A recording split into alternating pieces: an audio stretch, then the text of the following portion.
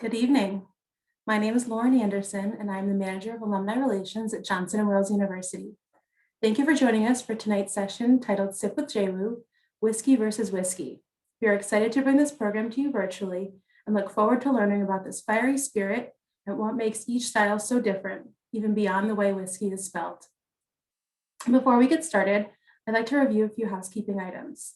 This session is being recorded and will be available for future viewing. With the exception of the presenters, all participants have been muted. Please leave your cameras turned off until the tasting portion of the presentation. When directed, if you would like to turn your camera on, please do so. If you'd like to ask a question, please use the chat button on the bottom of your screen. We will refer to this section to take questions at the conclusion of the program. Set your view to speaker view in the top right corner of your screen. This will be the best way to see our presenters. Since we can't be together in person for this program, please keep it social. Feel free to share pictures of your at-home setup, a selfie, or a photo of who you are enjoying this session with. Be sure to tag @JWU alumni in your posts on Instagram, Facebook, or Twitter. I'd like to introduce today's presenter and mixologist, Associate Professor Brian Warner and Enrique Guzman, class of 2019. Professor Warner teaches in the College of Hospitality Management on the Providence campus. He has enjoyed a long and varied career in the hospitality industry. He began waiting tables in 1985 and has since worked in virtually every position within food and beverage operations, including barback, bartender, bouncer, beverage manager, assistant manager, and general manager. Since 2002, Professor Warner has been full-time faculty member in the JWU Providence College of Hospitality Management. His teaching focuses on food and beverage operations and beverage operations and management. His beverage certifications include certificates in wine and spirits and in professional spirits management with the Wine and Spirits Education Trust.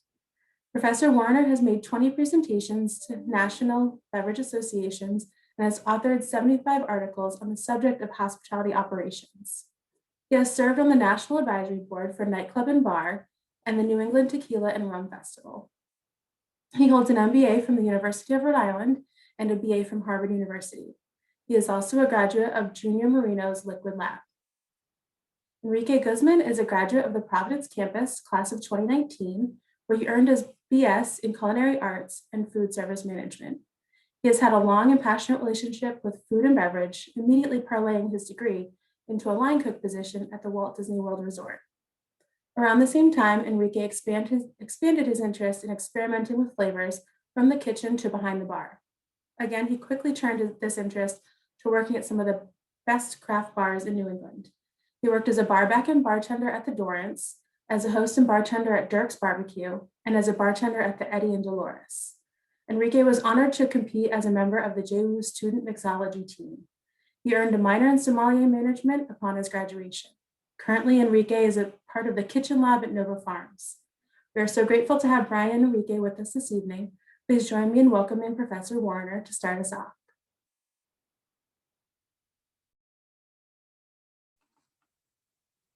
Thanks, Lauren. Thank you, Lauren, and thank you for having us. It's really great to be here, especially on such a special day for Johnson & Wales and for JWU alumni. I just wanted to point out, I absolutely, positively love being here, teaching here, being affiliated with the university. That being said, and I had forgotten this actually, that my bio said that I was a bouncer. So I love teaching. Teaching is the best thing that second best thing that I've ever done. Being a bouncer in the 80s was an even better thing to do. Absolutely, positively loved it. Anyway, welcome. You see my screen, just making sure that I'm sharing properly. That would be great if I could get just a thumbs up or a yay. That'd be cool.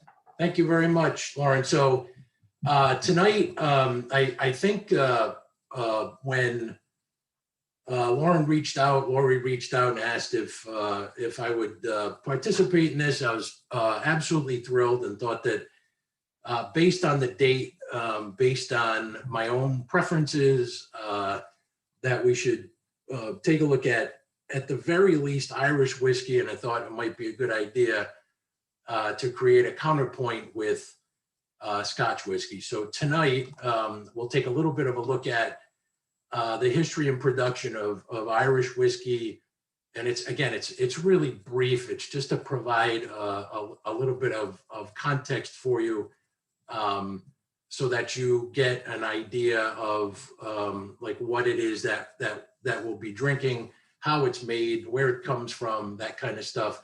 We'll do the same thing with Scotch, and then I intend to bring you through something very similar to what we do in the classroom. So it was important to me to demonstrate what's happening in our flagship beverage class at in the hospitality college, and that's beverage appreciation.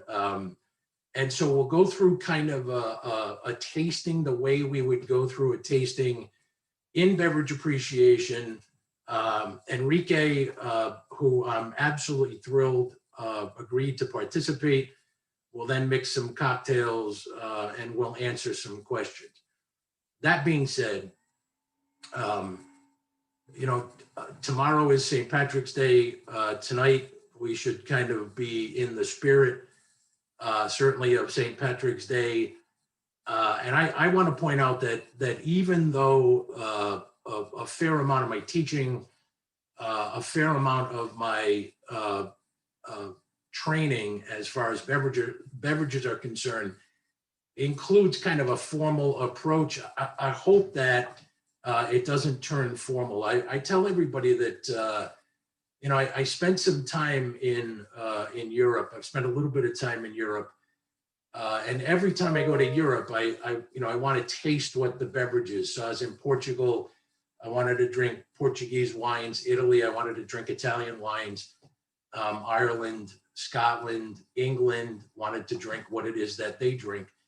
And every time I drink it, I say, like, how do you set up a tasting? And they look at me crossways and say, like, what are you talking about, set up a tasting? And I'm like, well, how do you drink your wine in Portugal? And they said, well, we take a big jug of it and we put it in a glass and we drink a lot of it because we love it. And so my daughter, who happens to currently be in Ireland, I gave her a call, and I asked her boyfriend. I said, I'm doing this thing for Johnson & Wales, and we're going to be talking about Irish and Scotch whiskey. And I said, why don't you tell me, how is it that you prefer to enjoy Irish whiskey in Ireland? And he said the same thing that everyone else has said to me. I don't know what the hell you're talking about. And so I said to him again, how do you drink your whiskey in Ireland? And he said, we drink it. We drink a lot of it and we enjoy it. He said, I said, do you put ice? No, sometimes. Do you put it in a cocktail? Sometimes. Do you drink it neat? Sometimes. Do you put a splash of water? Sometimes. I said, okay, so what should I tell these people? And he said, play them this. What beats pipe and fiddle? What's hotter than mustard and milder than cream? What best wets your whistle? What's clearer than crystal? Sweeter than honey and stronger than steam? What can make the dumb talk? What can make the lame walk? What's the elixir of life and philosopher's stone? And what helped Mr. Brunel to dig the Thames Tunnel? Sure wasn't it whiskey from old Inishowen? So stick to the crater, the best thing in nature, for sinking your sorrows and raising your joys. And boys, I'd half wonder if lightning and thunder was made from the plunder of whiskey, me boys. So he told me that's how we enjoy whiskey in Ireland, and I said I would play that, and so there you go. And let's talk a little bit about Irish whiskey. So the oral history of anything is typically a lie, right? You can put good stories to oral histories, and so the oral history of Irish whiskey says that Irish monks went to the Middle East around 500, and they saw the distilling happening in the Middle East. I think like making cough syrup or something like that. And they brought stills back to Ireland. And for the most part, historians are like, we don't think that's exactly what happened. What they do think happened is that sometime around between 600 and 1300,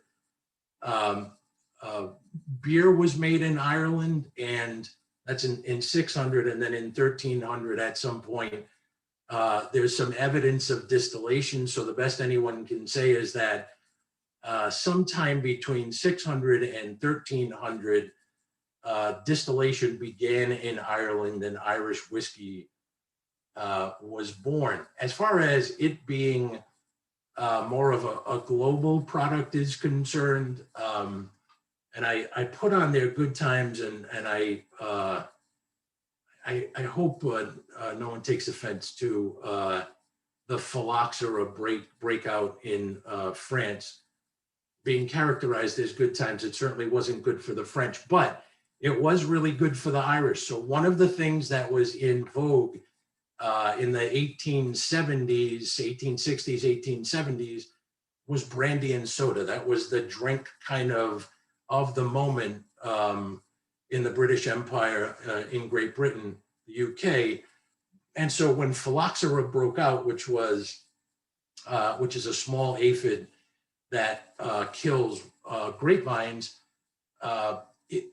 everybody kind of looked for the next alcoholic beverage to mix with their soda, and the makers of Irish whiskey kind of moved in, and Irish whiskey kind of moved around the globe at that time.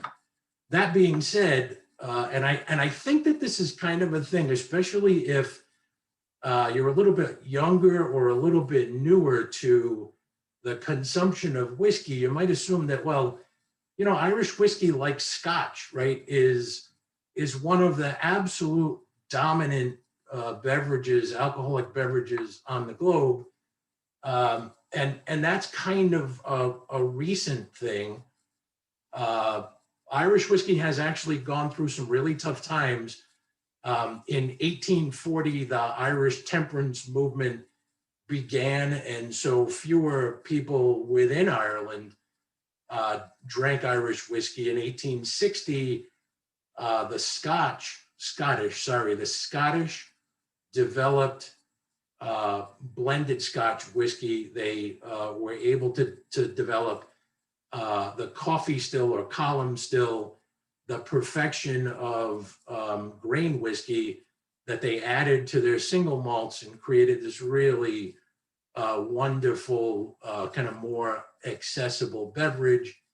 In 1916, the War for Irish Independence was successful, but which eliminated then the British Empire as markets for Irish whiskey. And then in 1920, the place where Irish whiskey went to sell, the United States, began Prohibition. So it's a really kind of difficult history for Irish whiskey.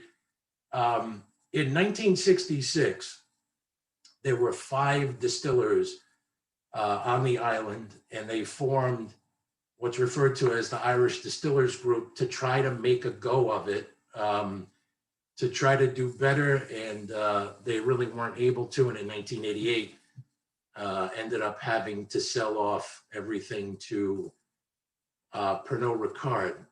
Fortunately, however, I think really, we talked about this a little bit yesterday, the craft cocktail movement has turned whiskey into something that is much more acceptable, much more accessible, much more in demand. And then some of the kind of weird flavored whiskeys have also introduced people to the consumption of whiskey. And so we get good times. There are now 38 distilleries, 12 million cases sold worldwide, and a 600% increase in growth over 25 years. The legal definition of the beverage, it's distilled in Ireland. One of the big differences is that it's made with a mash of malted barley and also other cereal grains, which include wheat and corn, and unmalted barley, which is really kind of a significant characteristic of Irish whiskeys. It's pot distilled from traditional Irish ale. Whiskey is made from beer and then spends 3 years in the barrel. So the unmalted barley thing, there was an English tax on malted barley in the 1800s. And so the Irish began using unmalted barley to reduce the tax on their beverage. It's 3 times distilled, which makes it really, really smooth. And then the flavor characteristics, it's light, fruity, it's got a cereal characteristic. And because it spends time in that oak, it's oaky, gets a vanilla, toasty, caramelly kind of a flavor. Scotch is a little bit different. Scotch is made in Scotland and made from 100% malted barley. So the legend says that Irish monks arrived around 900 and showed the Scottish people how to make Scotch from Scottish heather ale. The Act of Union in 1707 put England and Wales and Scotland together, increased excise taxes. Those taxes were reduced in 1823 because the English wanted to drink more Scotch and the Scottish weren't making it. In fact, as of 1823, the count says that there were 400 illegal stills just in the capital alone, only 8 licensed stills in Edinburgh. So the English wanted a piece of that and dropped those excise taxes in 1823. In 1860, the Scottish developed the column still, the coffee still, and grain whiskey, and started to make blended whiskey, which is what we're going to taste tonight. And in 1872, again, the bad luck of the French turned into the good luck of the Scottish. They were able to make Scotch whiskey more of a global beverage. And again, as of today, 134 distilleries in Scotland, 1.2 billion bottles produced, 7.7 billion in economic benefit to the United Kingdom. So the legal definition of Scotch, it's produced in Scotland. It also spends 3 years aged in oak. It's made from malted barley. And then this again is one of those distinctive characteristics. Scotch is to stop the malting process. And I don't have time at all to get into that, but to stop the malting process, the barley is dried over peat fires. And that's what gives Scotch its distinctive smokiness. Excuse me, it's copper distilled, barrel aged. They prefer sherry casks of Spanish oak. And the characteristics, it's medium bodied, distinctive, smoky, malty.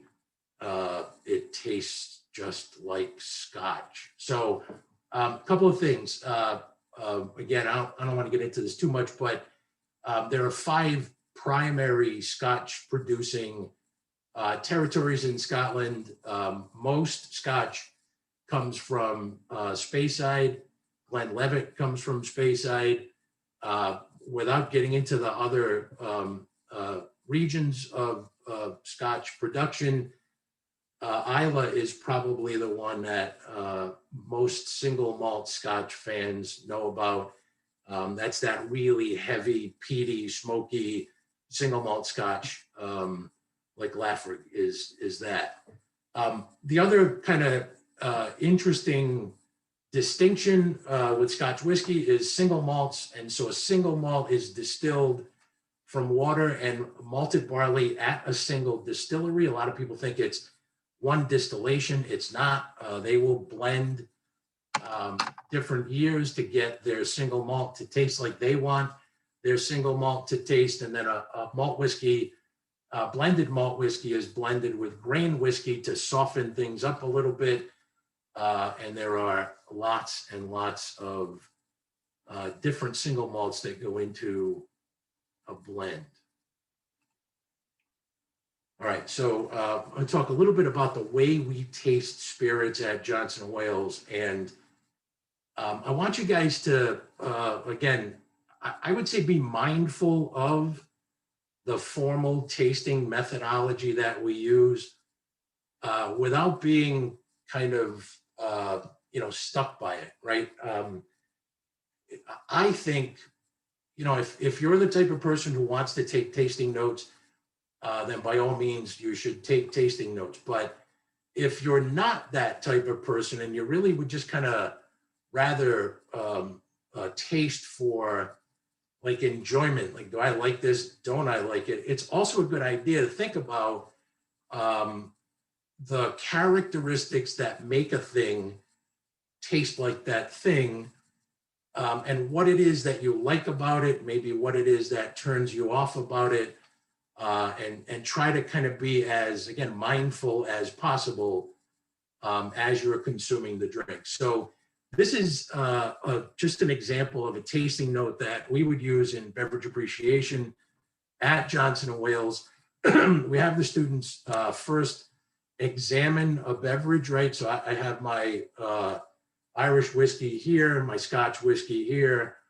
We would first have them examine for appearance, that would be color, clarity, any other descriptors. You can be as literary as you'd like to be with your descriptors, understanding that it would be great if your descriptors are descriptors that other people understand. And I'll tell you a quick story. One of the first wine tastings I ever went to, the trainer said to us, as you're describing what it is that you're perceiving of in a beverage, just be aware of the fact that maybe not everybody has the same experiences that you do. And he said, I was at a tasting once, and I picked out somebody in the audience, and I said, what does this wine taste like?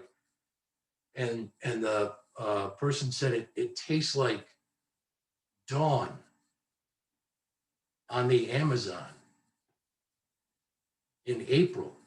And he said, I said to the guy, I've never been to the Amazon in April, so I don't know what you're talking about. So my brother's tastes like my brother's shoe, right? Tastes like one of my socks. That may mean something to you. Try to make it mean something to everybody. So first we look at it. Second, we smell it. Third, we drink a little bit of it. And then last, we try to figure out what it is on the palate, what it is in the mouth, and what it is on the nose. These types of tools can be really helpful. This is a flavor and aroma wheel that I just kind of pulled off the internet and show up here as an example. It can help you get to where you want to go as far as descriptors are concerned. And so I just have an example. So these things are general in the middle and get more specific as you move toward the outside. In this case, it's fruity, which is right here. And then I moved it off here to sweet fruit, and then specific sweet fruits like honey, preserves, sugary fruits, and toffee, and then some dried fruits here. We have molasses, raisin, dried fig, and fruitcake. When you're preparing to taste, it's important that you try to do so in quiet surroundings. You avoid strong flavored foods and don't smoke before you taste. Ideally, tasting around 9:30, 10 o'clock is best. Ideally, you cleanse the palate with some water before you taste. Ideally, you take your time and taste no more than 2 flights of 4 spirits. So they say 8 spirits at one time, and you are toast, right? You can't go much beyond that because your palate is going to end up fatigued, and you're not really going to be able to perceive of the flavors that are in the glass. The glasses should be tulip shaped, but that's actually less important when you're talking about spirits. The alcohol, as it evaporates, as it moves out of the glass, will create plenty of aromas. And so lots of volatiles will come out of spirits. You don't have to taste the spirit the same way that you taste a wine. And then you arrange your samples from light to dark. So I'm going to just do my Irish whiskey. So this is Jameson. I've poured it into the glass, given it some time to be exposed to the air, which certainly will change my perception of flavor slightly. And I want to start with, and you can see I just have a white piece of paper. My lighting isn't great here, but it's good enough for me to kind of take a look at this thing in the glass and try to describe the color, which I would say is slightly orange, but that's probably as a result of my lighting. I would say it's certainly clear, brilliant. It appears to be relatively viscous, and the alcohol will create some of that viscosity. And as I give it just a gentle swirl in the glass, I can see the legs on the outside of the glass, which can indicate the level of sweetness, the level of residual sugar that's in there, but also, especially with a spirit, the amount of alcohol. Okay, so if you are doing this along with me, which I hope you are, you don't want to beat the spirit in the glass to death, right? It's already got kind of too much alcohol for you to do a great job of identifying the different characteristics that are in the beverage. And so you want to give it just kind of a gentle single swirl and then sniff it from above the glass. And I actually got this tip from Tony Abu Ghanem. I was at a rum tasting in Las Vegas, and he recommended that you leave your mouth slightly open. So to be perfectly honest, you look a little bit stupid doing it this way, but it works really well. And what his rationale was that there's so much alcohol in this beverage that if you're only using your nose, so if you close your mouth and you're only taking in air from your nose, you're going to get overwhelmed by the alcohol. So leaving your mouth slightly opened, and then take kind of a sniff from above the glass. And I have on there, don't horse it. So that's my friend Steve, who taught me how to fish. And we went bass fishing, and he used to scream at me if I hooked into a fish, don't horse it. And what he meant by don't horse it was, don't force the fish into shore. He's going to spit the hook. Let the fish kind of move around a little bit, be a little bit more subtle about catching that fish. And the same is true of sniffing a spirit. You want to be kind of gentle about it. And you want to, again, what do I perceive in that glass beyond just all this alcohol that's kind of whacking me in the face. And I have to be honest with everybody. I'm not a huge fan of Scotch. I am a huge fan of Jameson. It is a thing that I've been drinking all my life. It smells absolutely wonderful. And what I was getting at was, why does it smell wonderful? It smells wonderful because I smell in there a little bit of honey, a little bit of vanilla, a little bit of oak. It smells like something sweet, right? So nothing smells sweet. We don't smell sweet, but it smells like something sweet, really pleasant. I'm going to sip it. I don't need to aerate. I don't want to slurp it like I slurp a wine. There's already plenty of alcohol, again, in here. And if I oxygenate that alcohol is going to be my primary perception. I don't want that to happen. And so, again, if you're tasting along, take a taste.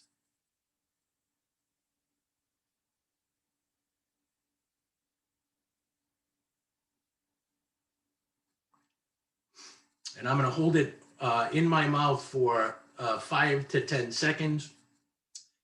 Assess the sweetness, the saltiness, the sour, the bitter, and the umami that's on the palate, that's on my tongue.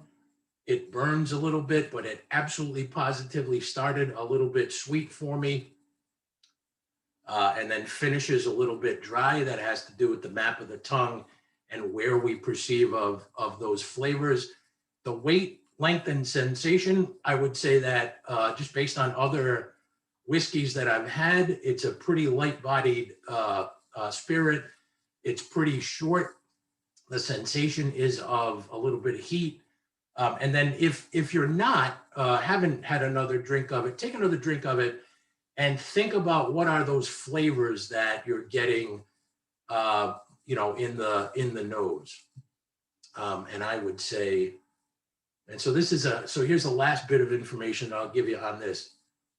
I would say that it's a lot easier, especially if you're tasting a lot of spirits, to get those flavor characteristics from smelling as opposed to from drinking. And the flavor characteristics, again, are just beautiful.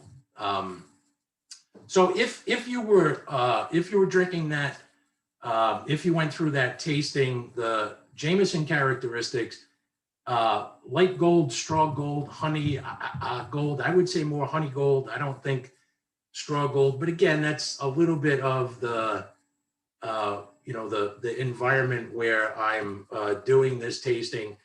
The aroma, light floral, banana, I don't get. I absolutely positively get kind of the bread and the cereal. I don't get tropical fruit, plum, banana, but I do absolutely positively get that spicy wood, that hot, kind of black peppery a wood flavor, which comes from the alcohol. Also, I think caramel, honey, and that cereal grain. The palate, I definitely think it's medium sweet. What I was getting at was the tip of the tongue is where we perceive of sweet. And so when you drink a beverage, it will typically be sweet at the beginning, and then it might finish a little bit dry. I would say that finishes dry. It's smooth, light to medium bodied, mellow.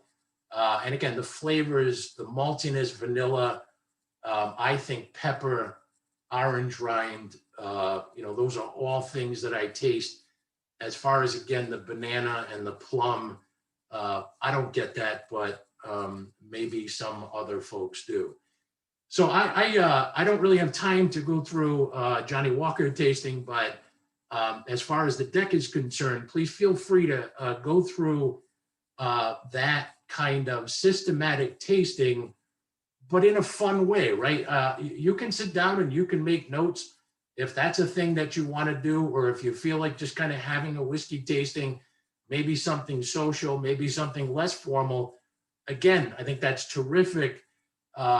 But I think that one of the things that you can kind of work on in a less formal way is just like, oh, what do I taste here, right? I've always had the kind of,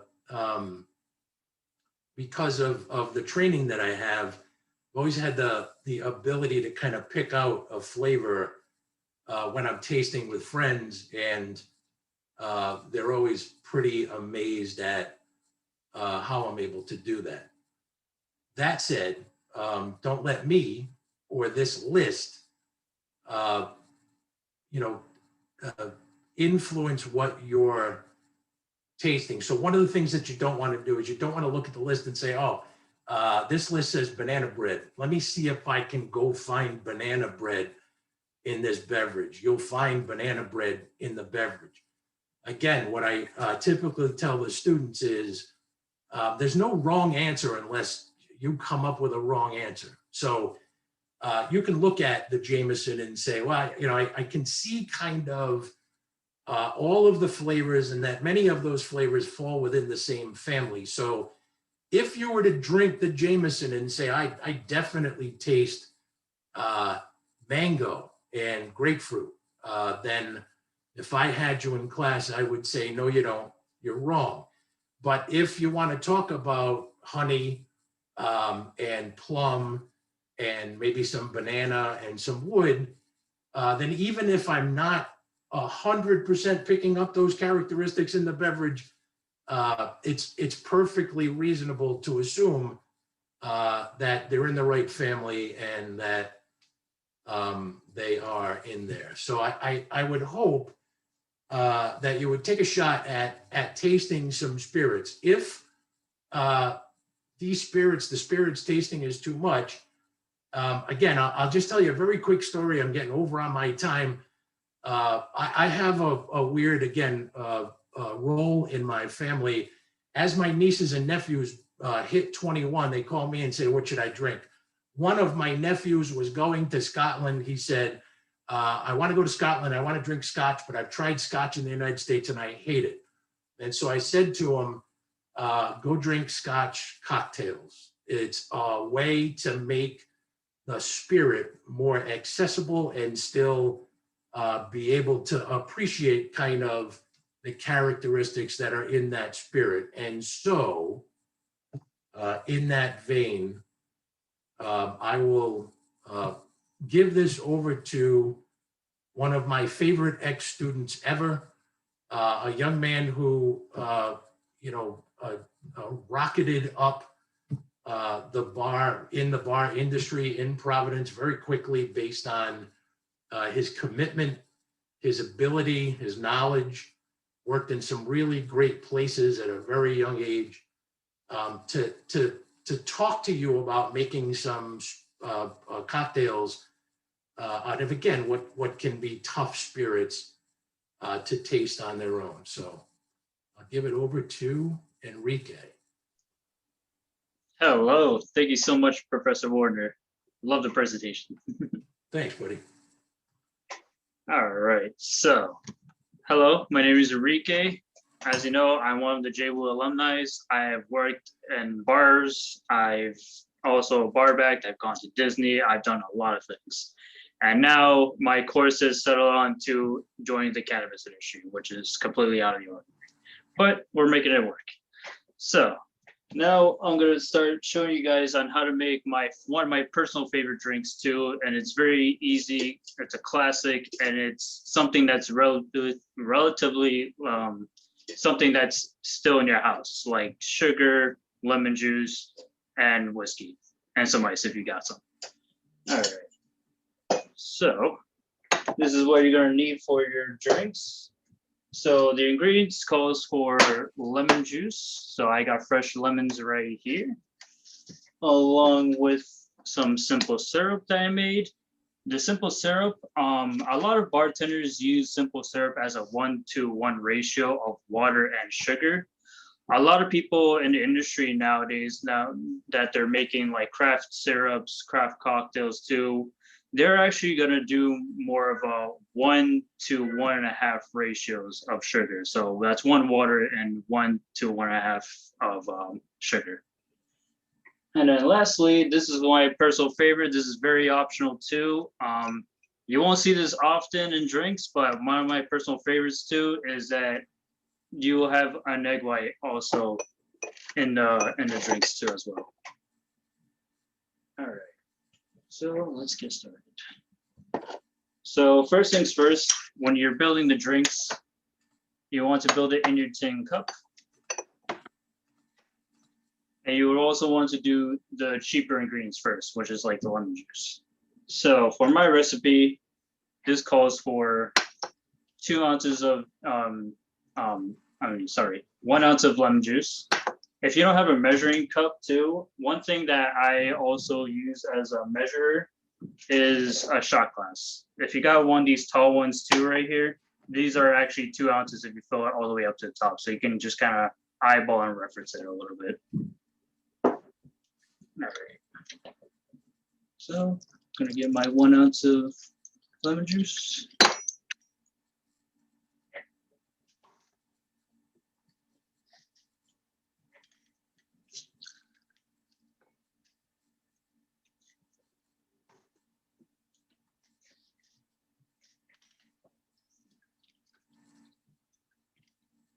All right, and the best part about the recipe too is if you're a big person that's like not a big fan of like very sour drinks, or if you want it more on the sweeter end, you can always bump up the sugar or bring down the citrus as well. So we got the lemon juice going into the cup. Next, I'm going to bring up my simple syrup. And what I like to do is I like to put around 3/4 of an ounce into the syrup. And if you want to spice things up too with your cocktails, like instead of using just regular old like simple syrup, you can actually put the water in, and also if you have like cinnamon sticks or any other herbs or hard spices, you can throw it in there too. You can get creative with it as well, and then bring out some more complex flavors out of it. All right. So now my favorite part right here is the egg whites. So I'm gonna crack the egg and I'm gonna separate it as much as I can into this little shell right here. All right.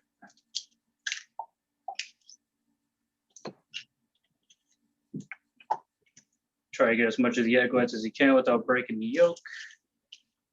All right, now we can toss that. You're good on culinary. That was really good. Oh, thanks. It's like I got a degree or something, you know? Yeah, almost like, yeah, almost. Yeah. And for people that are also allergic to like egg whites as well, or if you're vegan, you can actually use garbanzo beans too if you have some. You can use the liquids as a substitute to use as the egg whites, because it also has the proteins from the garbanzo beans itself, since it's an actual protein or legume. All right, and then last but not least, you can't forget about the best part, the Jameson and alcohol. So that would be 2 ounces of that.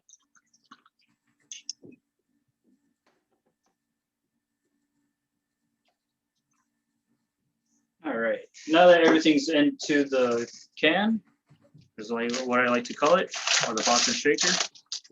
I'll throw some ice in there.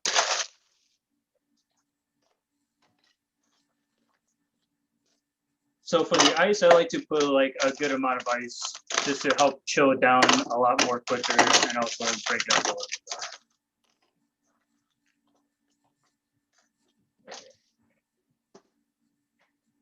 All right, now you just put the top on, make sure it's sealed. Since this is a glass desk, I don't want to smash it against my desk and break it.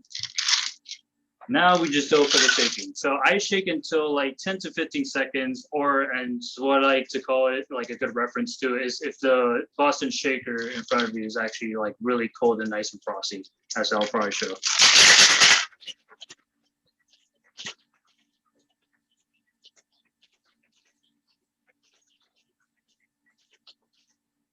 I don't know if I can capture that on the camera right there, but you'll see like a nice frostiness too. That's the perfect indication that it is well shaken. Now, since this is one of my favorite cocktails that has egg whites in it, what I'm gonna do is a technique called dry shaking. So as soon as I crack this open, I'll show you what that is. So essentially all the egg whites and the ice is in there. So the whole idea that we're doing with the egg whites is that we're pretty much, what do you call it? Kind of like making a meringue. You're forming the foaminess from the egg whites. So this is what I call dry shaking. So you pretty much pour the ingredients back into the can right here.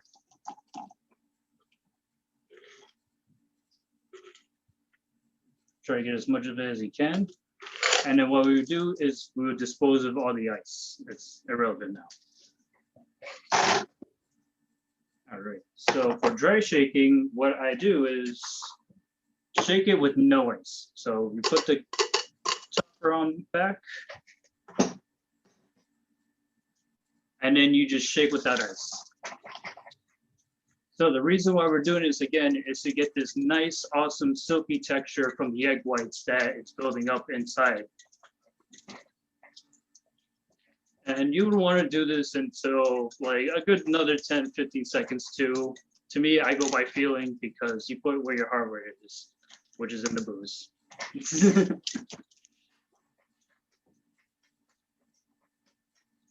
All right. There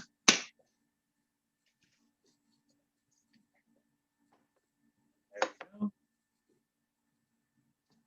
Just get some ice in my glass. You can use a rocks glass, or if you really have a flute glass too, it doesn't matter.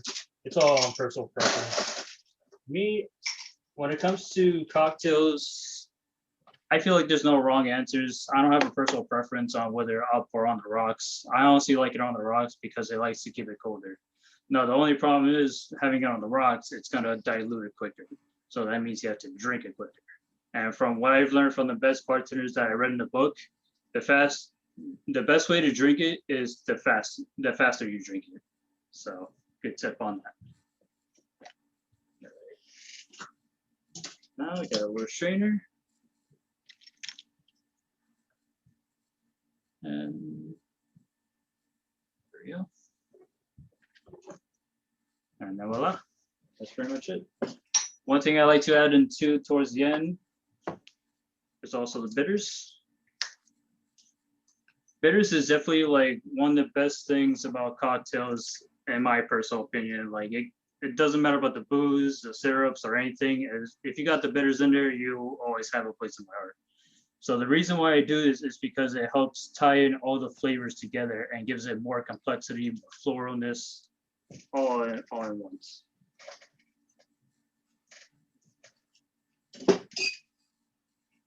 So now you got the nice little aromas. I don't know if you can see it on camera, but there's bitters right on top. Cheers. So now what I'm smelling all this is all the aromas that you get from the Angosturas, which is Trinidad like spice flavored from in that region. And you also got that nice silkiness, that little foam too. I don't know if you guys can see that well. With the perfect foam on top of that. Yeah, cheers.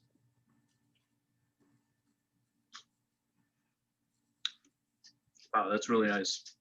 Especially with like Jameson too. You got all of its Irish notes that it has. Like it's so iconic to have like Irish whiskey in it, because it brings out more of that complexity, more of the idea of like what Ireland is, or like the region where it comes from too, along with just mixing it with just regular syrup and lemon juice to complement everything else with the bitters as well.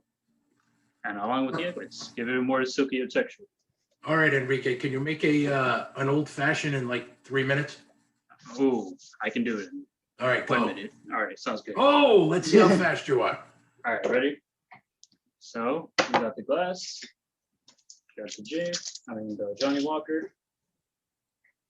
So the best part about the old fashioned too is kind of like how Brian Warner said. Some people are not a big fan of hard spirits like that too, but it's definitely awesome to try an old fashioned to appreciate at its fullest.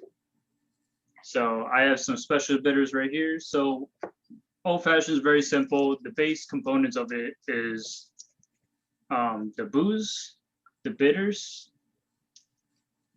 and then the syrup along with the ice as well.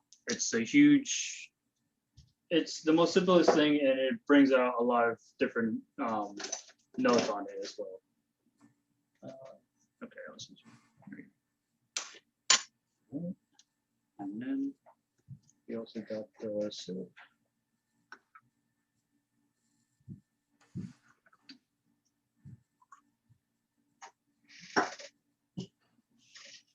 So while Enrique's doing this, I just mentioned that. So these boozy drinks will give you the opportunity to pick up a lot of the characteristics in the spirit, but still soften them up a little bit with all of this ice that he's adding to it, which is going to dilute the drink and soften the spirit a bit.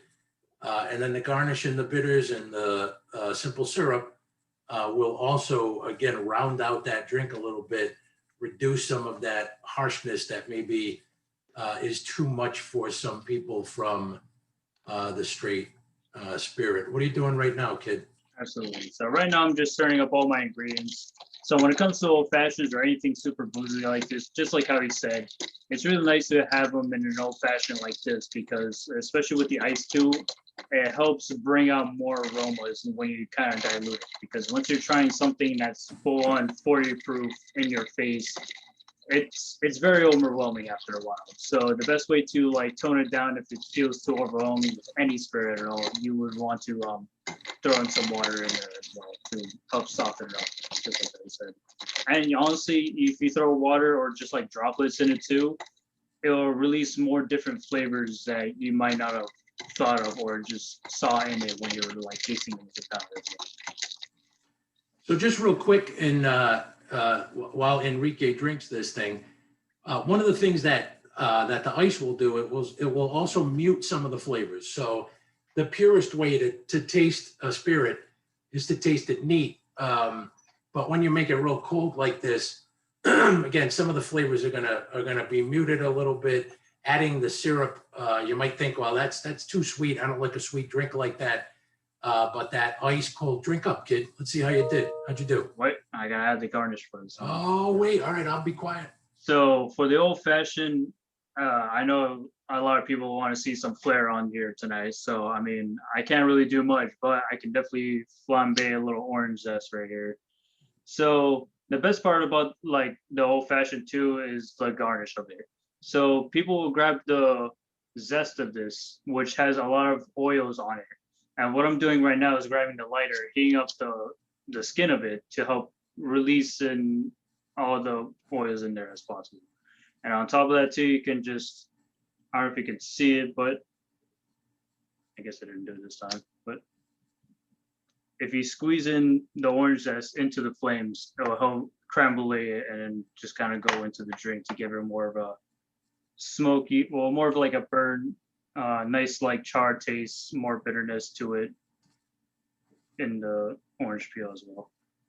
All right, and then what we do too is we stir this orange peel around the glass to help give out more of the aromas, and then we put it in the drink.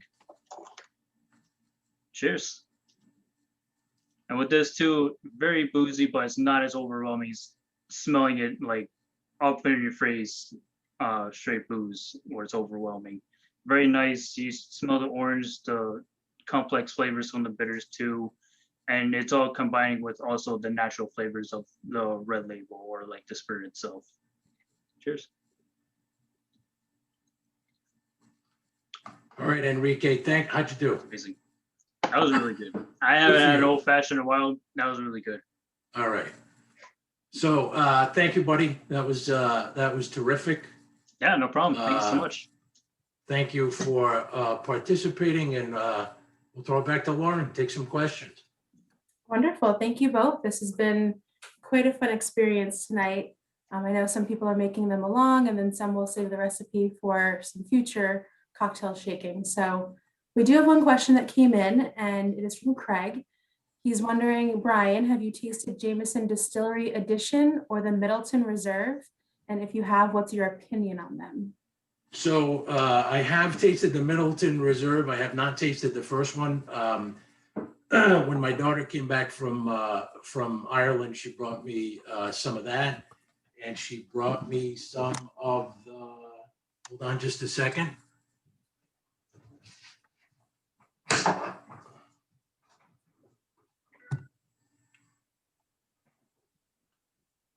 She brought me some of this Cask Mates, which is some of the best stuff I think I've ever had in my entire life.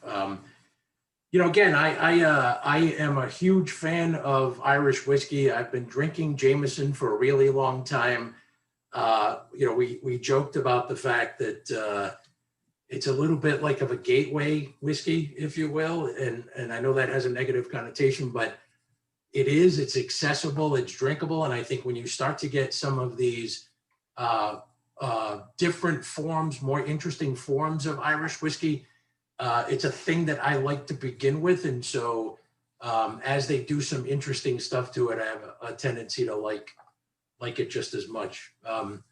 Enrique, I know you worked at a whiskey bar. Have you tasted either of those? So yeah, the whiskey bar that I worked at was Dirt's Barbecue. We don't really carry much on like Irish whiskey. I mean, we have some, but on my personal experience, I definitely tried the Jameson Stout Edition. That one's my personal favorite because you got a lot of more bold flavors and deep flavors from the stout beers that they make there too, and then they put in the cask. And after they take out the beer out of the cask, then they put the whiskey in it, which is really awesome. So, yeah, so I don't, not to not answer your question, Craig, but I would, if you haven't had the stout, I would highly, highly recommend it. Absolutely. Great. Paul is also saying that Redbreast is a very good Irish whiskey. So lots of great choices. Mm-hmm. Can either of you speak on the difference between the Johnny Walker color labels and what the distinctions are for the styles? Yeah, so I can go through that kind of quickly. So it goes, the red is the least expensive of the Johnny Walker blended scotches. That's a made from a blend of 30 single malts and grain whiskeys, and is 10 years aged. Johnny Walker Black is next, is a little bit more expensive, and that's 12 years old and a blend of 40 whiskeys. And then there's green, blue, and gold, and blue has kind of come and gone and been replaced by gold and come back into the market. Green is a blend of 15 single malts, aged 15 years. Blue is a blend of, I'm pretty sure, a secret number of malts, aged 20 years. And the gold is a blend of 15 single malt whiskeys.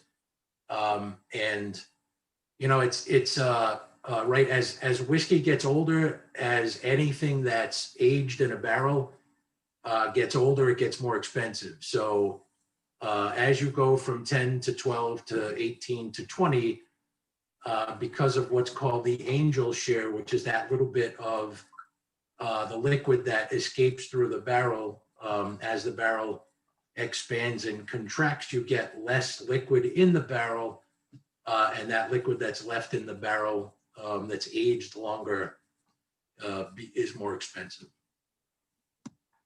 because there's less of it. Wonderful. Well, we had those great questions, and you must have done you did do a wonderful presentation, because no other questions have come in. But if you do have any questions after the presentation, feel free to send them our way and we'll get them answered for you. So I just want to say thank you, Professor Warner and Enrique, for leading us in tonight's tasting experience with whiskey. It was such an informative, interesting discussion. We're grateful to you that you shared your time this evening and appreciate your insight. Your love for JWU and passion for beverage appreciation and education is so appreciated. Now I'd like to turn it over to Patrick Cole, Director of Annual Giving, for an update on our One JWU event today.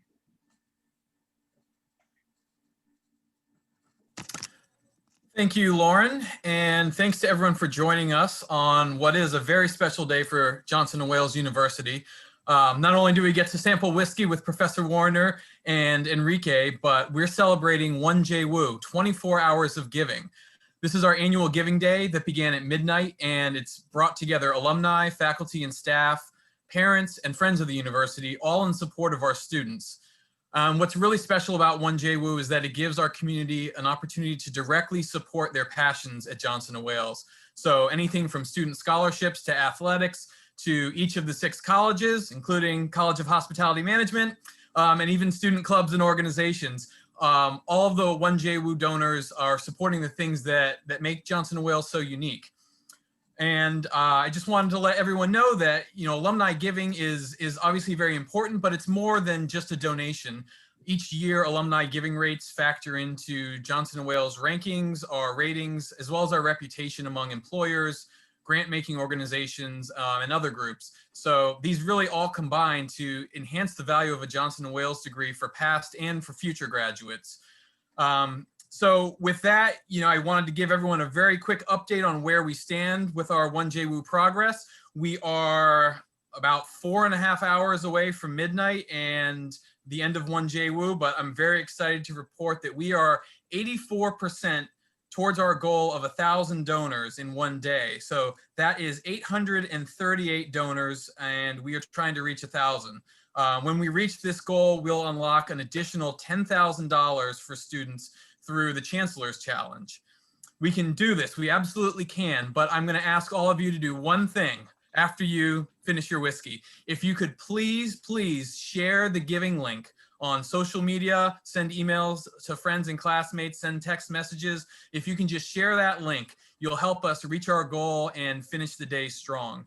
We have posted the link in the chat window, but the URL is simply giving.jwu.edu. That's giving.jwu.edu. And that'll take everyone to our Day of Giving platform where you can explore all the different options and again, support what matters most to you and what you're passionate about. So I thank all of you again for being with us. We have a lot to celebrate, and Tomorrow will be a big St. Patty's Day celebration, but it will be great to raise a glass knowing that we reached our goal and that our students are benefiting. So thank you again for your support. Thanks for including me tonight, Lauren, and I'll send it back to you. Fantastic. Thank you, Patrick. We sincerely hope that you've enjoyed this evening's session, Whiskey versus Whiskey, part of the JWU for You family of programming. Through JWU for You, alumni can engage in informative and interesting discussions related to professional development, social, and avid interest topics. Join us in April for another Sip with JWU. For the full listing of upcoming events, please visit our events calendar at alumni.jwu.edu. We appreciate your attendance and wish you a wonderful night. Thank you.